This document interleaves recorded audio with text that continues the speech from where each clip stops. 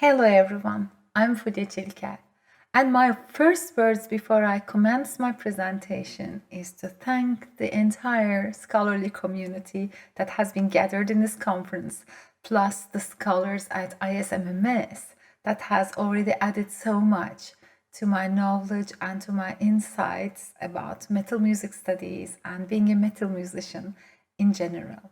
My paper today is called Behind the Keyboard Rig, Discussions on the Experience of Being a Progressive Metal Keyboardist. I would like to start off with the word transgression, which has been used for metal music studies for such a long time now.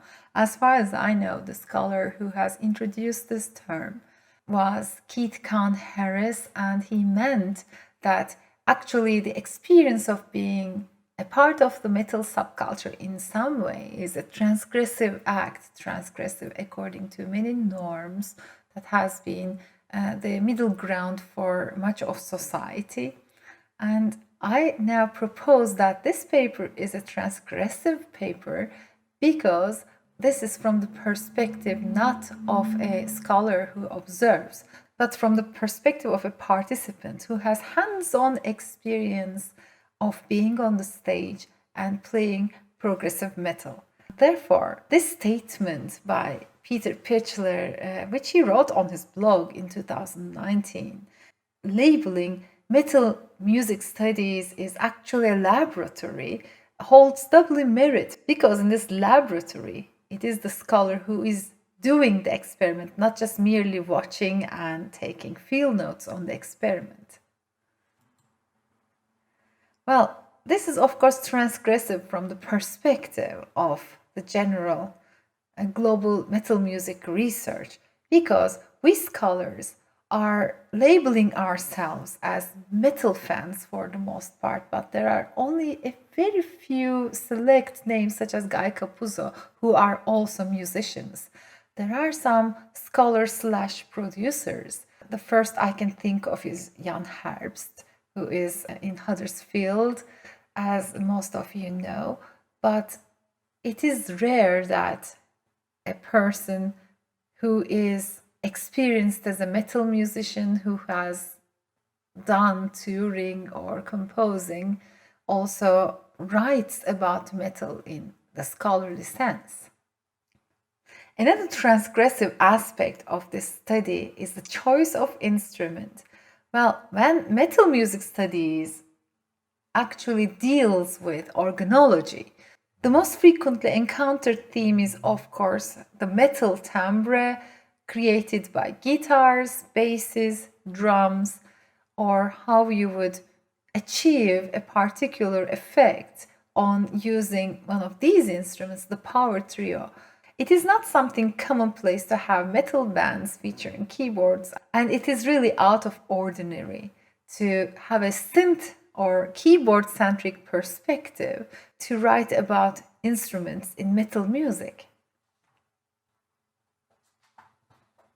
Another transgression that I can mention here is, again, about the position and stance of me as a researcher. I will not showcase my own research or my own experience yet. I'm the ethnographer who is investigating this experience of being a progressive metal keyboardist from the eyes of practitioners. As I'm a metal musician as well as a scholar, it gives me the edge to engage my opponents into terminology conversations such as filters on a keyboard, which can really be significant for the timbral outcome. Therefore, it is important that I have had this opportunity to do this research from an emic perspective. The usual method for conducting an ethnographic study, even small-scale one as this one, requires that interviews should not be spaced far apart and they should more or less be the same length, the same medium, the same unbiased and well-documented structured interview outline that the scholar has to follow. But thanks to the COVID crisis and the time frame being stretched beyond our choices, I had my live interviews done already in 2019, and when I was working on the paper, I found that most I have was not sufficient. So I had the chance to complement my interviews with 2 more, which I have conducted through Zoom. About keyboards in metal music, there has already been some presentations in this conference.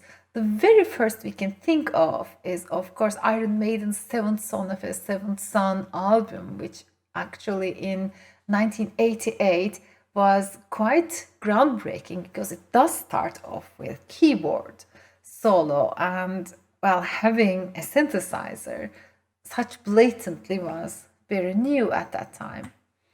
Since then, a lot of things have changed. Metal music sound world basically expanded. There are now guitar synths in use, keyboard synths in use, drum machines, vocoders, turntables. We can also think of many automated pieces, technological gear such as loopers and such, being in service of metal musicians. Also, virtual studio technologies, which are used in the studio by producers. Virtual studio technologies such as amp simulators, guitar processors, sample libraries, drum loops. They are heavily used these days in metal music. What are the most common subgenres that use keyboards? Power metal, symphonic metal, industrial metal, progressive metal, ambient and gothic metal, nu metal, alternative metal, post or avant-garde metal. There is actually a lot of gray zone. There are all these lesser, let's say, subgenres or hybrids. And there is also the just one song output of otherwise non-keyboard bands, as well as many crossover projects and endeavors. Actually, some metal subgenres are defined from an organological standpoint. The most blatant I can think of is core metal and nu metal. So the presence or absence of non-guitar sound elements is a definitive factor. Moving on to progressive metal, focusing on progressive metal, first of all, I would like to speak about the musicianship, since this paper is on musicians more than the music itself. A progressive musician should be ready to learn and execute music with irregular time signatures, dissonances, composite complex chords, pedal tones, modulations, a large complex song forms, textures. These are all, of course, art music devices. There has been a lot of discussion about how to define progressive metal already, and I would like to just speak from the perspective of the musician who has to have some sort of virtuosity. It's not only fast playing that he needs to be competent with. It is also competence on all these features of the music, plus, of course, some knowledge at least about how you would get it in record. This is, of course, my idea, but I always have felt progressive metal does not only foreground vocals or guitars. We're all familiar now with some stage acts such as Dream Theater's Labrie just leaving the stage when the instrumental part of the song is to be performed by his colleagues. So unlike many other metal subgenres where the frontman or frontwoman is everything, it is a cult of the virtuoso. So every instrument gets under the limelight. It's almost like a classical string quartet in that sense. This aspect of progressive metal has also been discussed a lot in this conference already. The keyboard parts bear equal weight with guitar parts in progressive metal. It's not maybe keyboard driven only for the most bands around, like symphonic metal, but keyboard sounds are actually part of the timbral core. They might not have to be synthesizer parts. There is a lot of organ work, there are pianos, there are pads, there are varieties of sounds, either from samples or synthesized textures, but mostly when we think of progressive metal, we are ready to hear colors, hear splashes of colors, which is provided by non-guitar instruments. This is an outline of the methodology I'm planning to use, both for this paper and for my future research. So when we talk about literature on metal music keyboards. Almost no musicological or sociological study on progressive metal specific, but also generally metal music keyboards or keyboardists or keyboard styles. There are a few studies of sound engineering, live or recorded, because it's always a challenge to try to fit into the spectrum with distorted guitars, sometimes more than one, the almost delicate sounds of the keyboard and make it sound well. So it's a complete different endeavor than making a live sound for a thrash metal band with two guitars and the bass and the drums. To perceive all this, to be experienced with all this, means that I'm drawing from my practice-led research, my own stage experience, my own producing experience. Of course, there's also other people's accounts on how they were acculturated into making metal music or producing metal music in my dissertation that also gave me insights and experience about this. Besides, I have ethnography here in the form of my interviews. I also had the chance, for the most part, to get comparison and feedback from my interviewees. My analysis here will be nothing more than a thick description, because this study would require basically many more interviews and a theoretical framework to be conclusive. This work is based on 4 interviews with world-famous progressive metal keyboardists: Jordan Rudess of Dream Theater, Mike Pinnella of Symphony X, Einar Solberg of Leprous, and Chrism Pulkkinnen of Simulacrum. I'm very sure these names are familiar to most of you. When we talk about progressive metal as a style, most people put forth these 2 bands from the States as the originators, as the harbingers of progressive metal, Dream Theater and Symphony X.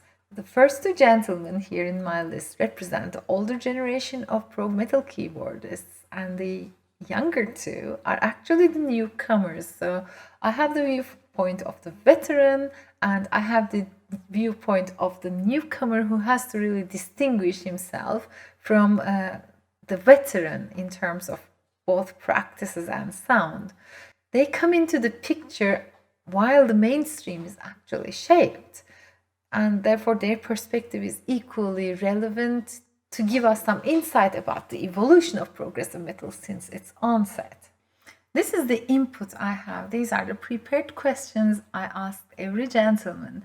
But actually, my interviews evolved into semi-structured interviews because of both the change of medium and the change of time frame. And of course, keyboardists speak keyboard in between. So they had questions for me. We had shared experiences. Therefore, I cannot say that mot a mot, the same questions in the same following order were delivered to each of the gentlemen. What makes progressive metal? Well, it's an interesting question because, you think about, let's take the metal out of it for a minute and just talk about progressive music. Mm-hmm. A lot of people get confused with this kind of term progressive, especially progressive rock, because progressive rock could be thought of as a style that emerged very much in the 70s with groups like Yes and Genesis and Gentle Giant and even Pink Floyd and King Crimson. Mm-hmm. And so to a lot of people, progressive rock is that period of time, which goes against what the word progressive really means, right? So it gets a little bit confusing for people. That's the first thing to clarify. But progressive rock, to me, and the reason I think it was called progressive is because it took some basic ideas of rock, the kind of energy that rock music has. And when people started to add elements to it, to stretch out the harmonic and rhythmic ideas and even the sonic ideas, it became a little bit experimental, and therefore it was progressing and became progressive. And I think that's kind of like the theme, or like the flower of it, the way progressive kind of has been growing, and it's still possible to make progressive music. You just have to not necessarily think about making music like the 70s, but think about how are you going to make it literally progressive? What are you going to do? So of course there's confusion because people love those bands that started in that period of time. And a lot of us, we tip our hat. We kind of say, oh, let's make something that sounds a little bit like a Yes type of thing. So, but in general, progressive rock, I think, is alive and well, and there's people doing it, especially in progressive metal. So let's add the metal part of it. So the metal part is basically just saying that we're incorporating the idea of metal music and bringing that into this idea of being progressive. Traditional procedures, how do you guys compose? How do you guys communicate? We work together, obviously, especially on the first stuff, it was nonstop together. We used to sit and just bounce ideas off of each other back and forth, oh, this part's cool. Or I'd come up with a bridge and he'd come up with a chorus, and we just make it work. And then after LaPon joined the band, here comes another element, of old school metal. And I don't know, it just worked. You have to have history. Even in the songwriting, especially on the last album, we were trying to make things a little more attainable for the listener, because I notice a lot of times, especially in concerts, and people they're banging their heads, and all of a sudden here comes a section of 5/4, and they all stop and That's clumsy, isn't it? No one knows what to do. They just stop, and it kind of it interrupts the flow of everything. So, not that we're not going to play in 5/4 anymore, but Please do. we just tried to mellow it out a little bit. I remember one of the funniest things that when we posted, one of our, from Melina, I think it was From the Flame or something. And the funny thing, it isn't even in 4/4, it's like in 13/8 or something on the verse there. But there was this sad emoji and 4/4 written, I was just like, really? That's how you see music? It has to be an odd time signature for it to be good. That's a very shallow way of looking at music. Yes, that's sort of a very difficult thing to cope with, especially considering prog metal fans, from my observations. What they define as prog is very different with what you define as prog. Yeah, because I don't define prog, that's the difference. I just make music. I'm trying to sort of get a definition out of you, but I don't cleverly. Yeah, but it's because I don't define. For me, music, that's what you guys do. Yes, I don't like it either. But I think anyway, it's good to have someone to define it. But academics are usually way better at that than artists or fans or artists. My head is way too messy to define anything. It's too chaotic in there. So I don't have the structure in my head to define stuff. I would say that in the 2000s, at the beginning of the 2000s, all the bands were just imitating Symphony X and Dream Theater. But maybe now, because there's came the djent move that is actually maybe a subgenre of progressive metal in a way. People are even making metal music with 12-tone system. Yeah, so it's the djent bands like Periphery sound completely unique compared to the progressive metal that was invented 20 years earlier. So some evolving is happening also within the genre. My own band Simulacrum, lots of the reviewers they've always said that we sound pretty unique, and I think that comes from the fact that I compose maybe 90% of the music. So instead of having a guitarist compose the songs, it's a keyboardist making the guitar riffs, and they may not be easy to play on the guitar. Absolutely. Guitarists may be showing me the finger and stuff when I give them the score, and could you learn this riff, please? But in the end, when they learn it, they sound cool and they sound a little different to what a guitarist would compose. Since it won't fit the time frame of this presentation, I'll just show them. It's work in progress, as I have already mentioned, and these are a few commonalities I would like to underline from the interviews.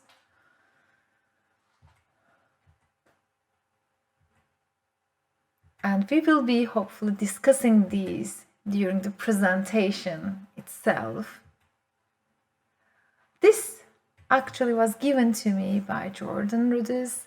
This is a lead sheet, almost a jazz lead sheet. And this is what Jordan said he has just sent to John Petrucci. So it's sort of a hybrid, actually, both sheet music and note in a sense. This is what I try to do in terms of creating a keyboard-centric account on progressive metal. I will also hopefully conduct more interviews to do a conclusive analysis on the musicology of metal from the perspective of the keyboardist behind the keyboard rig. So only through more data I will be able to do a conclusive analysis that will perhaps lead into a monograph. Thank you for listening to my presentation. These are my social media addresses and email address in case you would like to further